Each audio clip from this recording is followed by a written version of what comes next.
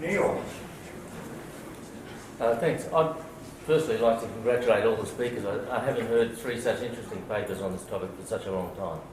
I think Dave really put his finger on the variability issue. I've been arguing for a while that in all the debate about what the quantity in terms of long-term average number of megalitres was, we've lost the main point, which is about what happens when you have a long series of dry years. Dave, you gave the example of where, rather than a constant volumetric or proportional, the environmental assets get a bigger share during dry years. It seems to me that we don't really know enough about that environmental watering demand. A counter-argument could be that the Australian ecosystems have evolved to cope with incredibly dry years, and they may actually cope better than perennial horticulture does.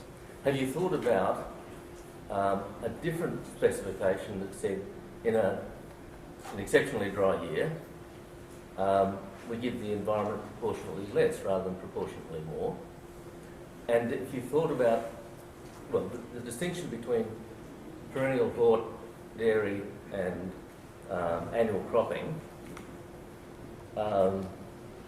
should we also be thinking in a similar way about different types of ecosystem requirements, that some are really important during wet years and some are really unimportant? Yeah. I'm not sure if you could hear Neil's question at the back, but it was basically, can we think about environmental requirements in the way that we saw that hierarchy of irrigation demands in order to triage or flood as appropriate? Maybe one point that I didn't say explicitly was that I think a lot of environmental scientific information was gathered as part of the development of the Basin Plan and the guide. And they're just presenting the information about like the lower Goulburn floodplain. There's an understanding of what the environment needs under certain conditions to achieve a likelihood of a certain environmental objective. And I think a lot of that was lost when they converted it to a long-term average with these accreditation tests. So by holding up the environmental demands, which to me come in two flavours, and there's a whole lot in between, being the minimum flows, how do we get through to the next wet period, because Australian ecosystems have evolved under tremendous volatility, to the how do we make the most of when it is wet, to get our wetland watering events, to get our floods. Obviously, the more water to the environment in a wet year is providing for those minimum flows, and that seems to be implicit in what the accreditation tests are telling me. But I don't think that's what they meant to do. They are just simply implementing something called an equitable sharing approach, which doesn't seem to be linking back to the environmental demands on which all this science is based. And so I think that a lot of the benefit is really potentially better understanding the environmental demands so that we can say we've got a long-term average and they require different amounts of water to get through the dry periods, and also some risk-appropriate way to manage water in a wet year. But there's been a lot of discussion at this conference about how, if we did a buyback, the environment would sell in a dry year, make shed loads of money, and buy lots of water for a flood in a wet year. But it seems that the critical issues that has led us to the Basin Plan was the fact that the environment wasn't getting enough water in a dry year. And so that to me seems to be a threshold that we have to reach if we're going to maintain the minimum flows, and then we can think of what happens when we get water in a wet year. So I don't know if that completely answers your question, Neil, but it's kind of waving my arms around it, if that's okay. Anyway. Thank you, David. Sue, Rana, do you want to add to that answer? Or? No. Gavin. Just perhaps an observation, but a question to someone in the panel might be going to take that on. An issue on my mind now emerging out of these sorts of analyses is the current institutional arrangements we have sharing storage space in dams.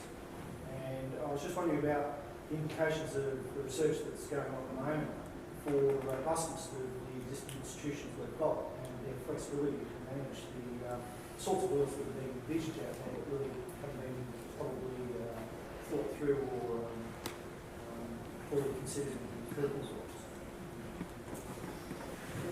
Can I offer an off-the-hip answer to that while everyone else is thinking of a well-measured response? As we were talking about the allocating the variability was a key element that I'd like you to take away from my presentation. In terms of, at the moment, the environment bears a lot of that variability, and under the detail of the proposed basin plan, irrigators are going to be thrust upon a lot of that variability risk. And it all comes back to, I think, who can manage that risk best? Should the environment be fully insulated from that risk and pushing it all back onto irrigators, which is kind of where I think the plan's hit at the moment. And carryover is, of course, and management within storage is a key element to managing that risk of dry periods and wet periods. Irrigators have learned to use carryover, and I think a key part of any really cool flowchart model of how the environmental water holder takes things into account, and something that could be informed by the type of modelling that Anna has made steps into, is how do we make those decisions of holding water back to use it to fight another day. But I think the worst outcome we could imagine is that the environment tries to manage all that risk by itself without using a water allocation market, where it holds water in storage in an average year dry year so that it can have a flood in a wet year. So in other words, holding water back at a very high opportunity cost of irrigation, and then letting hell loose when it's worth $20 a meg. So now for the well measured. Well, no, I've got not well measured response, but also a sort of a first thought one. The conclusion that we've kind of reached is the big bickies aren't really going to be in carryover. It's useful, but it's not where the great savings are going to be made. It will be in the trading market. But if you think, and Steve and I argued about this endlessly, as you can probably imagine, he's concerned about market power. So his concern was, you know, if the environmental manager has a lot of water and they use that water to somehow manipulate the price, which is why we went with the cost minimisation rather than profit maximisation problem. So the institutional arrangements are really going to be a lot about how does the environmental manager enter the market, under what conditions, how is it governed, to ensure that, you know, all players, irrigators and others, have sort of confidence in the way that the environmental manager will work. Thank you. You've got a question there? I've got a very general question. So we've got the sessions on striking the balance. Seems to me we had an old way of striking the balance, which was that the environment got whatever was left over, and in dry times got very little at all.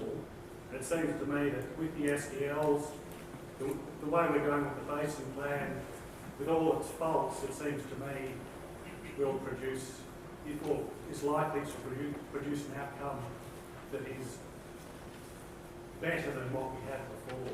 I mean, I think there's all sorts of ways we could look to improve it, but I don't hear much acknowledgement that perhaps in some ways we're moving in the right direction. I mean, do people think that? Or there's a lot of criticism. I don't hear much sort of recognition that perhaps in some ways we are moving in the right direction.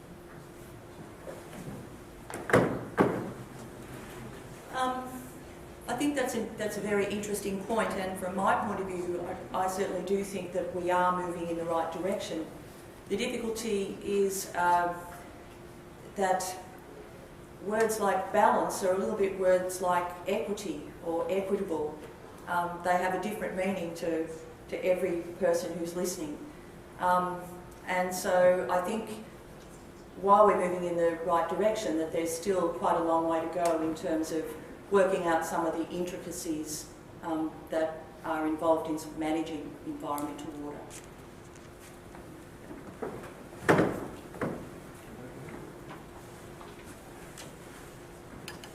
Further questions? Okay.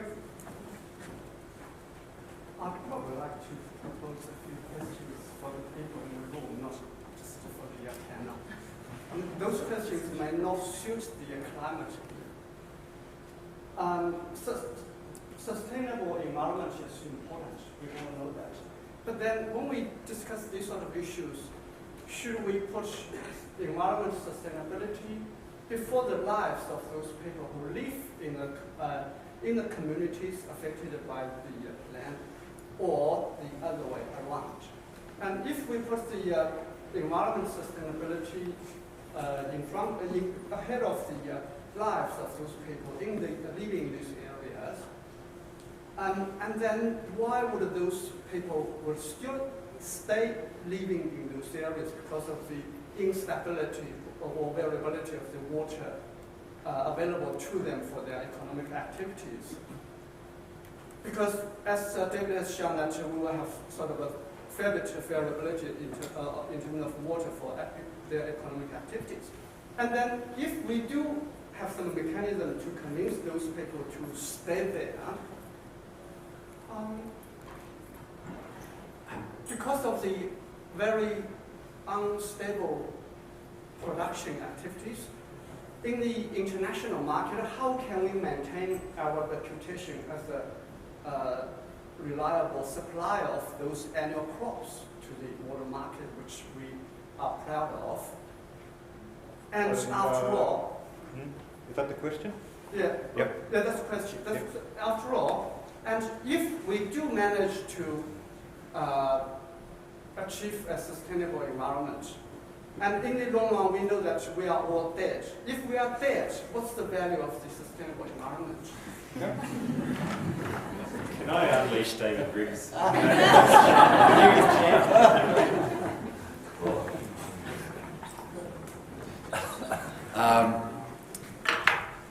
I guess really the previous question goes to your point, and that is, this is essentially a political decision being made by the Australian community about redressing what is perceived as an imbalance, and that we vote in favour of production over the environment, and that there are all sorts of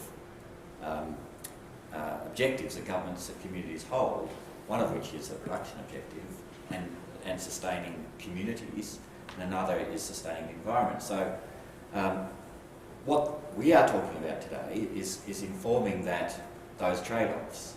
I don't think we make any claims, either today or more generally, about making guarantees to the world community about supplying crops of any sort. These are all commercial decisions that we make from time to time, and there are, as David pointed out, some crops that are opportunistic and that we produce when the seasons allow it, and we are pretty much price takers in the world market for those things. So I think that your question about how do we make these calls, well, and that's very much what we're interested in, is how do we make those calls, and do we understand the calls that we're making? And so we're just trying to inform that discussion.